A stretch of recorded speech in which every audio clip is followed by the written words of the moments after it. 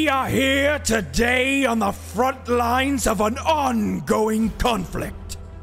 One that is fraught with danger.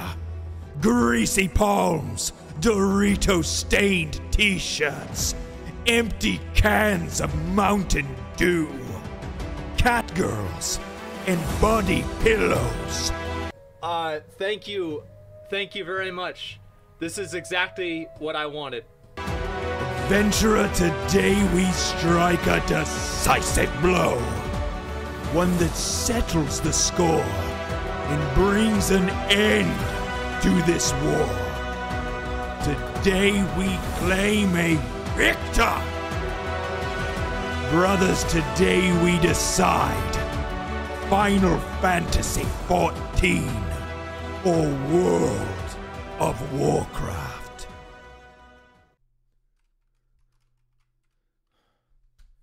Sorry. I was doing some pro gaming. Welcome to Legendary Drops. Here, I like to talk about RPGs, MMOs, and anime. If you like the content, like and subscribe. If you don't, well, whatever. The debate between Final Fantasy XIV and World of Warcraft, and which one deserves your lack of social life, has become a hot topic over the last couple of years. And as someone who has an extensive history with both games, I feel well equipped to end this war once and for all. My first MMO was World of Warcraft. Rewind to 2007. A younger me was dating a gamer girl, yeah, that's right, who spent the majority of her free time playing the most popular game at the time, World of Warcraft. And knowing that I was a gamer, she urged me to play the game. And so I began my adventures in the Burning Crusades. It was love at first sight. Not with her, but with the game. I latched on to the game instantly. The extensive world, the warring factions, massive bosses, and the genuine sense of adventure. My hunter reached level 70 with his trusty white tiger named Dio. I got geared, cleared Karazhan, and eventually started raiding with my girlfriend's guild. Soon after stealing her raiding spot, because of my higher DPS, she broke up with me. And, in an act of defiance, I joined the Horde.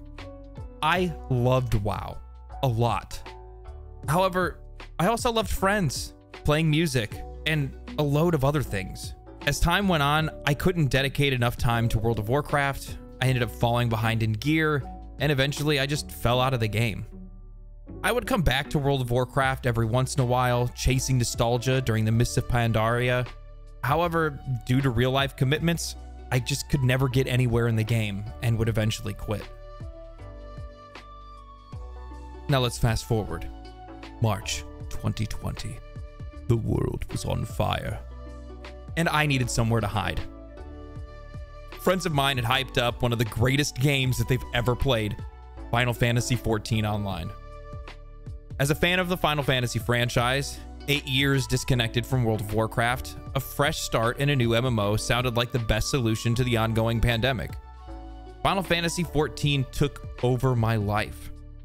I don't know if it was the lack of being able to go outside, but it just felt like there was some unknown force that had taken over me. In love with the story, the combat, the art, the music, and the community, Final Fantasy XIV quickly became my main game over the last couple of years. However, as many of you may know, Final Fantasy XIV is a game that encourages breaks. The lulls between major content drops make for more than enough time to play other games or experience other things. So here I am, on the Dragonflight hype train, giving the old nostalgia wheel another spin. And I'm loving it. Genuinely, I'm loving World of Warcraft right now.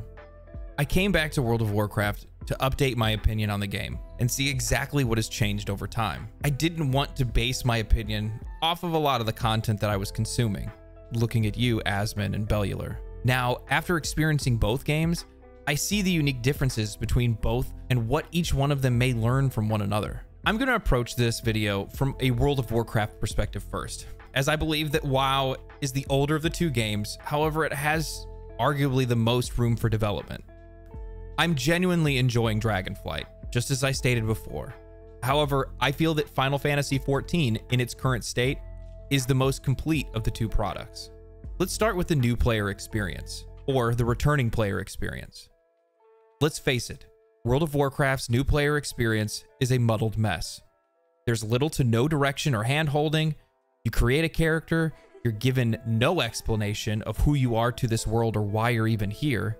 You crash land on an island, there's little explanation of the UI, and there's an NPC that teaches you how to use a single mechanic of how your class works. For example, I made a druid, and the NPC was basically like, oh hey, just go ahead and use the moonfire, and then when it's about to expire, you know, you just use the moonfire again. Okay, now go save the world, or whatever else you're doing right now. You finish the leveling zone at level 10.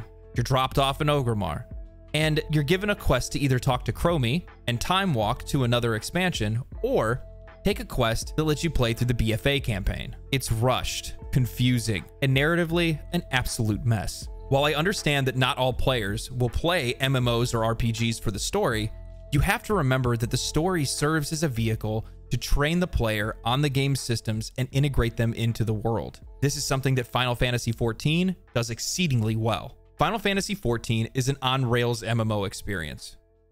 All the content in the game, dungeons, trials, raids, skills, professions, world tools, and more are all locked behind the MSQ, or main story quest, or relevant quests. Final Fantasy XIV drip feeds you the experience so that by the time that you reach later stages in the game, or endgame content, you're well adjusted to your job, role, and how mechanics of fights need to be resolved. Dungeons, for instance, are introduced to players as part of the main story. Mechanics of the dungeons slowly ramp up as the players progress through each scenario, and players are marked as sprouts to ensure that the player base knows that these players are new. Square Enix does everything they can to make sure that the player is recognizable and given every chance to grow, succeed, and do better. This development choice has led Final Fantasy XIV to have one of the most accepting and friendly communities in MMO gaming, unless you're on Twitter or Reddit.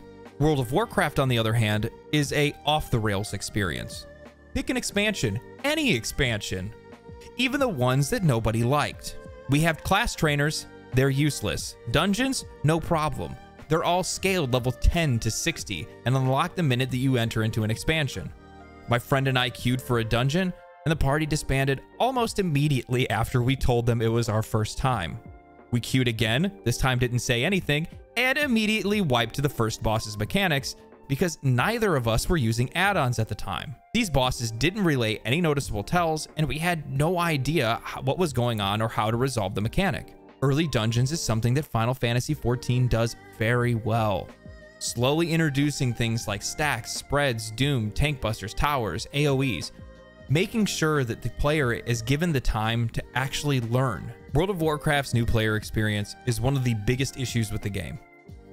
They have some of the best storytelling in all of RPGs and MMOs, when you can find it. WoW needs to learn from Final Fantasy and develop the option for a main story quest. Blizzard has vanilla WoW and 9 expansions worth of story to tell. Most, not all, are worth telling. Developing an optional leveling experience where players can complete the story through relevant campaign missions, explore dungeons that gradually introduce new mechanics, and introduce players to large-scale group content through short versions of raids and revised fights will not only deliver a more complete user experience, but would likely lead to higher long-term adoption of the game. I was sold on Final Fantasy XIV after fighting Nidhogg and Heavensward. Robbing new players of the experience of defeating Illidan or Arthas is just a really sad way to waste some of the best characters in gaming. All right, so let's talk about the aesthetics and the world.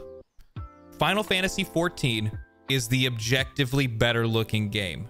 Now I know what you're gonna say about how certain players have different tastes and the aesthetics of the game, right? And I know you're probably looking at the anime posters that I have behind me and making certain accusations. And you might be a little right, but not totally right. Final Fantasy XIV is the newer of the two games, and it shows. World of Warcraft should have started working on World of Warcraft 2 after Cataclysm. The game is redlining its engine. It shows just about everywhere. I run into a lot of issues where I can't turn in quests because certain zones are laggy, Major cities are a slog to get through.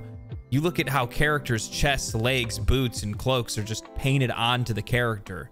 And combat animations. They're terrible, guys. Come on. While World of Warcraft is in dire need of a graphical overhaul, the world in World of Warcraft has some of the most stunning designs in MMO gaming, even edging out Final Fantasy XIV in some regards.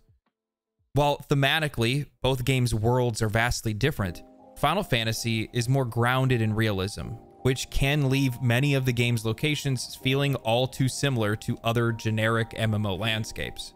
I'd like to hang on to the worlds of these two games for a moment longer, because I feel as though WoW has the edge in traversal. While Final Fantasy XIV is frequently championed for how well they reuse content like dungeons, raids, and trials, Final Fantasy XIV fails to use its world, and the game feels incredibly small because of it. After completing the MSQ in Final Fantasy XIV, you've likely tapped on a great number of aetherites. These stones conveniently allow you to zip around the world, whether it's traveling a block or a continent away. It'll only cost you a couple of seconds and a couple of gil. Using the duty finder, you never have to approach the entrances of dungeons or raids, which means the only time you leave the main city hub is to gather materials or engage in hunts. World of Warcraft, on the other hand, utilizes mounts and flight paths to its fullest potential. While teleporting does exist, it's typically only done to get between major cities.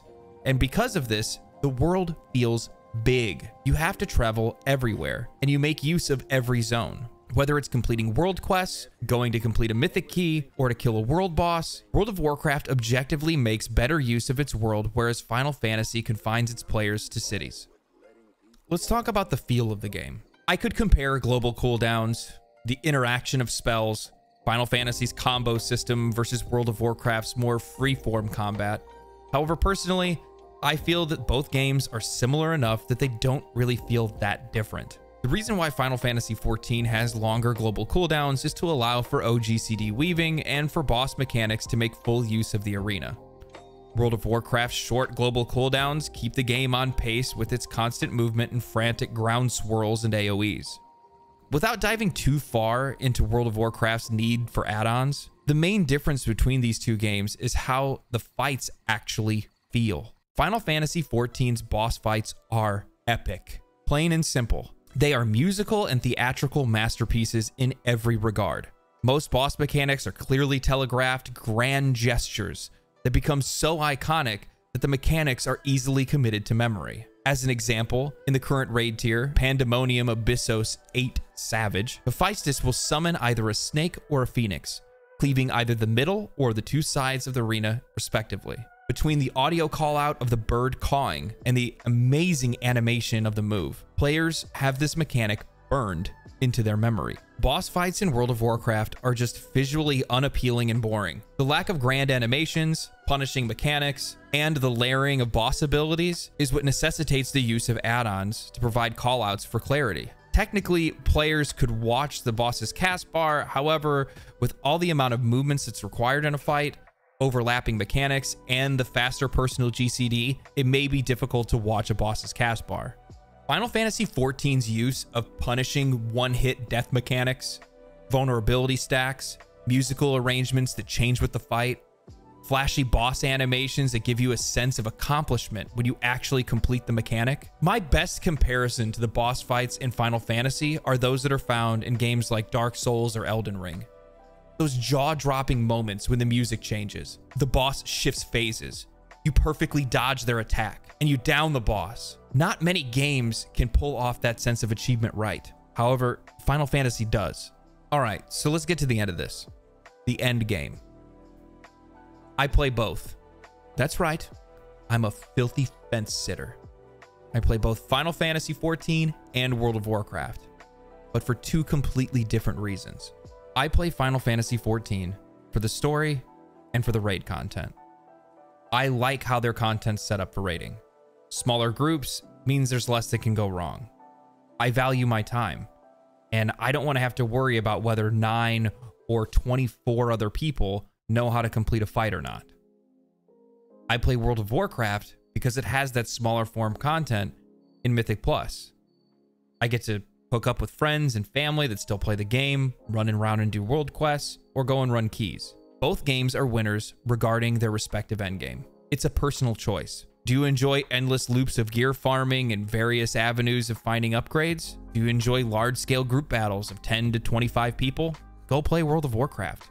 Do you want to beat the game, get your endgame equipment, get guaranteed loot after re-clearing content, and put the game down until the next content drops? Do you enjoy ERP and hanging out in cafes? Play Final Fantasy. I believe that both Final Fantasy XIV and World of Warcraft have a lot they could learn from each other. World of Warcraft could learn from Final Fantasy's ability to provide content that suits casual players, like player housing. They could learn from its use of music and mechanics, making more theatrical boss fights, how it structures its story content, and its new player experience. Final Fantasy could learn from World of Warcraft to provide content for hardcore players like Mythic Plus content, and make better use of its world through world quests, dragon riding, or world bosses. There's only one winner in the debate between Final Fantasy XIV and World of Warcraft, and that's you, the player. You get to pick the game that best suits your needs and interests. Maybe you play one, maybe you play both, or maybe you play Koikatsu Party. Either way, there is no better choice. There is no objectively better game, and there's no need for there to be one. As these two games compete for our money, they take from one another. They innovate, they stimulate competition, and in the end, we get better games because of it. For now, it's good eating for MMO players. Final Fantasy is good. World of Warcraft is good. Blue Protocol is well on its way. Riot's MMO is probably going to be solid. Ashes of Creation's development seems to be coming along smoothly, and I'm sure there's some other hidden gems that are going to pop up along the way. But until a new champion arises, helms down, adventurers. There's monsters to be killed and loot to be had. So until then, see you next time.